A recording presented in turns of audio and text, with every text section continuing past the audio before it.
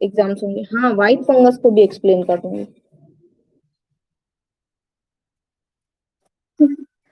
चलो, तो हमारा जो टॉपिक है आज का, वो म्यूकर माइकोसिस पर ही पूरा क्लियर कर लेते हैं।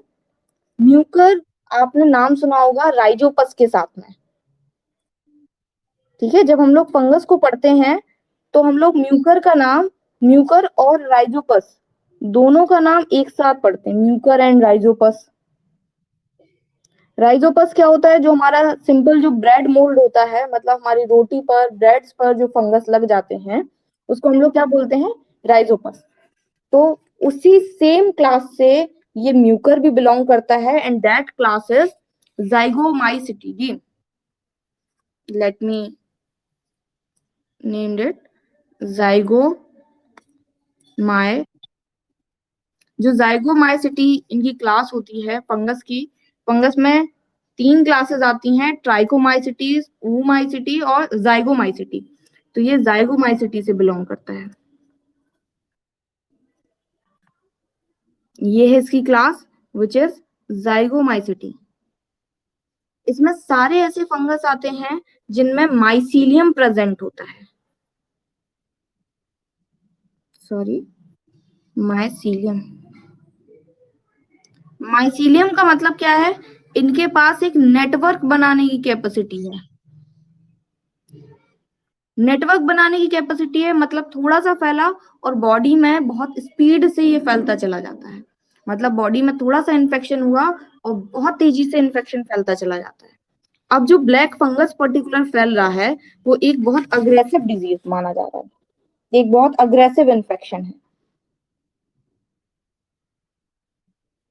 अग्रेसिव सेंस क्या हुआ कि अगर बॉडी में ये एक बार फैलता है तो फिर कंट्रोल होना थोड़ा सा मुश्किल पड़ जाता है और बहुत तेजी से फैल जाता है।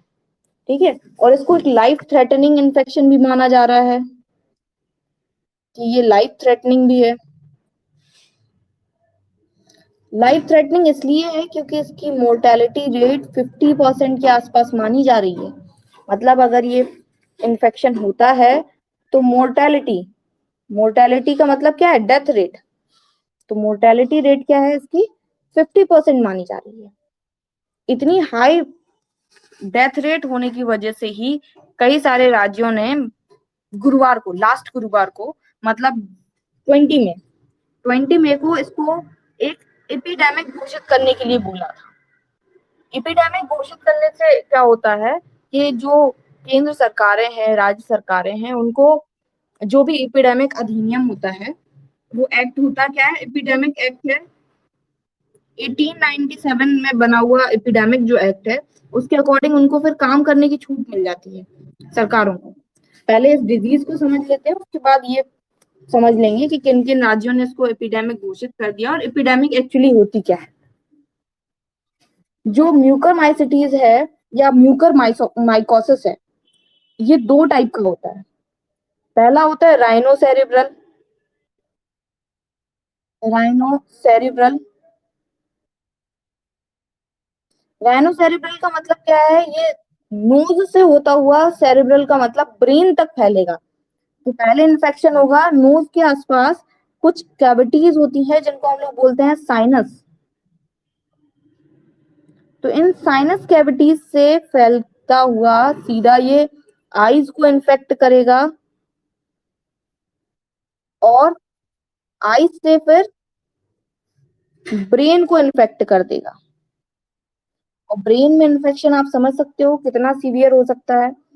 और इसी वजह से इसकी मोर्टेलिटी रेट इतनी हाई है, क्योंकि जो फंगल माइसीलिया है, जाइगोस्पोर्स बनाने की एक तो इसमें कैपेसिटी है, जाइगोमाइसिटी में रखा ही इसलिए गया है, जाइगोस्पोर्स बनाने की कैपेसिटी है, और माइसीलिया मतलब बड़े से बड़ा नेटवर्क ये बना सकता है। तो इतने हाई स्पीड से जब ये नेटवर्क बनाता है तो ये बहुत तेजी से इन्फेक्शन करने लगता है। और दूसरा होता है पल्मोनरी।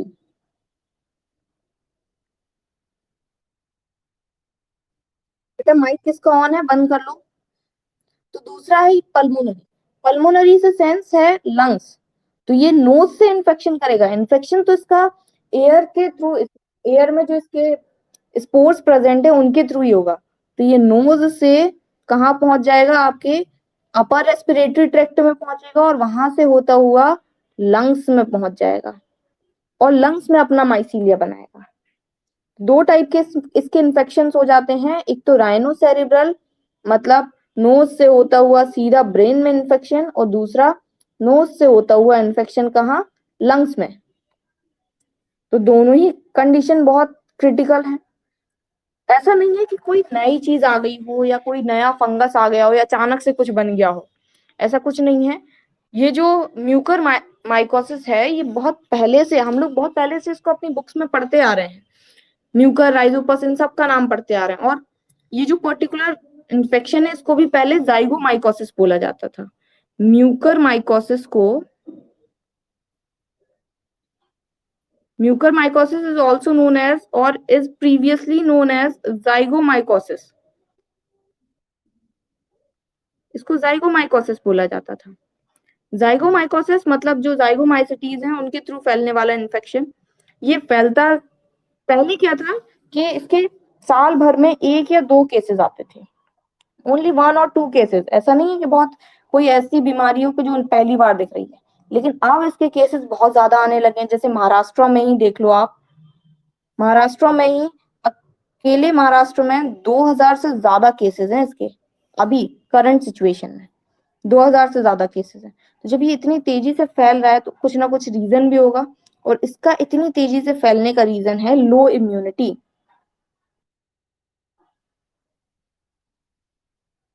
एक तो एक वायरस फैल रहा है भाई, कोविड-19, तो उसकी वजह से लोगों की इम्यूनिटी वीक हुई पड़ी है।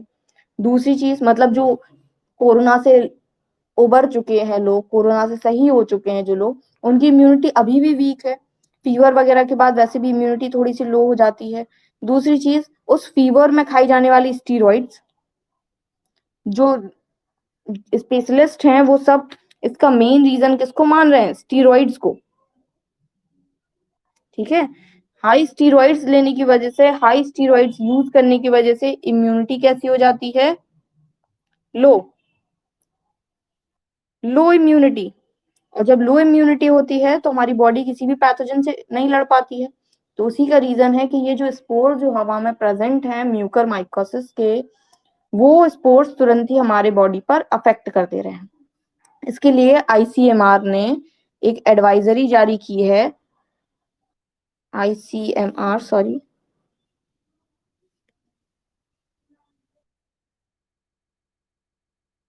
ये हमारे इंडिया का काउंसिल ऑफ मेडिकल रिसर्च है। इसने एक एडवाइजरी जारी की है कि अगर आपको चेहरे के एक साइड में, मतलब ये आपकी नोज है, नोज के किसी भी एक साइड में, किसी एक चीक बोन पे अगर नमनेस लग रही है, न मतलब सुन्न लग रहा है आपको चेहरा, और वो जो नमनेस है वो 24 आवर्स हो चुके हैं, आपको 24 आवर्स तक ऐसी नमनेस लग रही है, नाक से ब्लैक कलर का ब्लड जैसा डिस्चार्ज हो रहा है, black blood like discharge, simple mucus नहीं, ब्लड लाइक अगर डिस्चार्ज हो रहा है, तो it is very important for you कि आप जाके चेकअप करवाएं किसी ईएनटी स्पेशलिस्ट के पास, किसी आई स्पेशलिस्ट के पास, और तुरंत ही कुछ प्रिकॉशंस और क्योर लेना स्टार्ट कर दें। प्रिकॉशंस तो लेने ही लेने हैं। सबसे ज्यादा ये अफेक्ट इसको कर रहा है जो लो इम्यूनिटी पर्सन है, अभी अभी बताया। जैसे सबसे ज्यादा कंट्रोल करने की जरूरत है हाइपरग्लाइसीमिया को। डायबिटिक पेशेंट्स जो होते हैं, हाइपरग्लाइसीमिया को कंट्रोल करने के, हाँ, Indian council of medical research बोला जाता है उसको। तो हाइपरग्लाइसीमिया के जितने पेशेंट्स हैं, हाइपरग्लाइसीमिया इन द सेंस जिनका ब्लड ग्लूकोज लेवल बहुत हाई रहता है, मतलब डायबिटिक मेलिटस के जो पेशेंट्स हैं, डायबिटीज मेलिटस जो पेशेंट्स हैं, उन पेशेंट्स को सबसे ज्यादा खतरा है म्यूकर माइकोसिस का। क्यों है? क्योंकि ऐसे पर्सन में ऑलरेडी पैथोजन से लड़ने की कैपेसिटी कम होती है, और किसी की बॉडी में कोई ट्रांसप्लांट हुआ हो, ठीक है, ट्रांसप्लांटेशन हुआ हो, या कोई बहुत टाइम से कुछ स्टीरॉइड्स खा रहा हो, कुल मिला के अगर बॉडी की पैथोजन से लड़ने की कैपेसिटी कम है, बॉडी की इम्यूनिटी कम है, तो लो इम्यूनिटी वाले पर्सन में सबसे ज्यादा खतरा है म्यूकर माइकोसिस का, ब्लैक फंगस का। Black fungus just for its colour of mycelia, mycelium के कलर के बेसिस पे ब्लैक फंगस इसको बोल दिया जा रहा है। इन्फेक्शन हमेशा नाक से ही स्टार्ट होगा, हमेशा नोज की कैविटी से स्टार्ट होगा, और फिर अपवर्ड या डाउनवर्ड डायरेक्शन में जहां भी इसके स्पोर्स फैल गए, अपवर्ड डायरेक्शन में जाएगा तो सेरेब्रल इन्फेक्शन करेगा, और डाउनवर्ड डायरेक्शन में जाएगा तो पल्मोनरी इन्फेक्शन करेगा। इतनी तेजी से इसका इन्फेक्शन फैल रहा है, इसीलिए डेट भी याद रखना, 20 मई, थर्सडे को बहुत सारे राज्यों ने इसको 1897 के एक्ट के थ्रू, ये 1897 का जो एक्ट है वो एपिडेमिक एक्ट बोला जाता है, इसके थ्रू इसको महामारी घोषित करने के लिए बोला गया था। उसी दिन, सेम डे, मतलब 20 मई को ही कई जो स्टेट्स हैं, जैसे तमिलनाडु हुआ, उड़ीसा हुआ, गुजरात और चंडीगढ़, इन्होंने उसी दिन इसको एपिडेमिक घोषित कर दिया गया था, अपने अपने राज्यों में उसी दिन इसको एपिडेमिक घोषित कर दिया था। इसके पहले ही, मतलब एक दो दिन पहले, 20 से एक दो दिन पहले, तेलंगाना और राजस्थान, जो आप बता रहे थे अभी, राजस्थान, इन्होंने एक दो दिन पहले ही एपिडेमिक अपने अपने राज्यों में इसको घोषित किया गया था।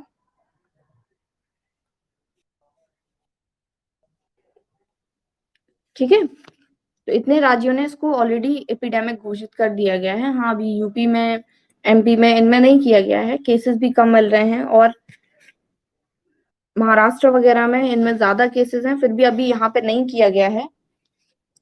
धीरे धीरे हो सकता है कि सारे राज्यों में इसको एपिडेमिक घोषित कर दिया जाए। अब आपका क्वेश्चन ये था कि एपिडेमिक, पैंडेमिक और एंडेमिक में क्या डिफरेंस होता है, तो पहले समझ लेते हैं एपिडेमिक को ही, कि व्हाट इज एपिडेमिक। एपिडेमिक से सेंस होता है कि किसी बड़ी आबादी में, जैसे हम कोई एक सिटी लेके चलें या कोई एक कंट्री लेके चलें, उसमें एक पर्टिकुलर टाइम पीरियड में,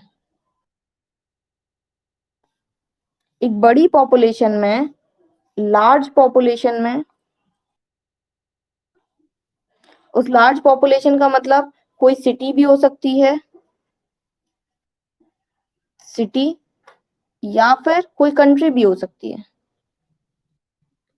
ठीक है, तो किसी सिटी या कंट्री में किसी पर्टिकुलर टाइम के लिए,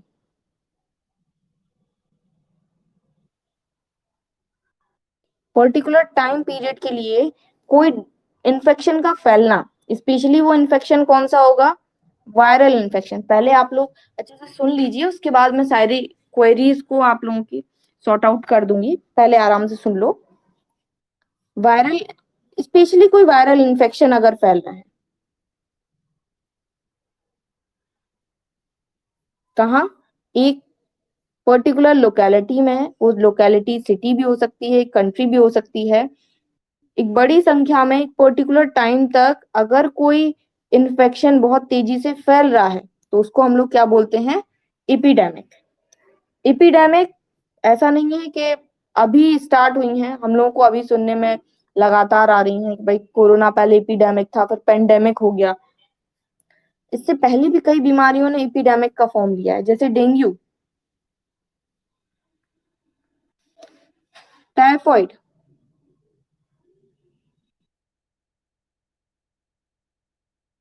सार्स।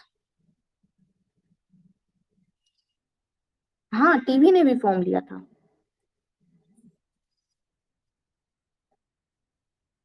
वो तो पूरा पेंडेमिक था, उसने तो पूरे, हाँ, वो पूरे कंट्री तक नहीं था, वो कंट्री से आगे फैल गया था, दुनिया भर में फैला था। ये एक कंट्री तक,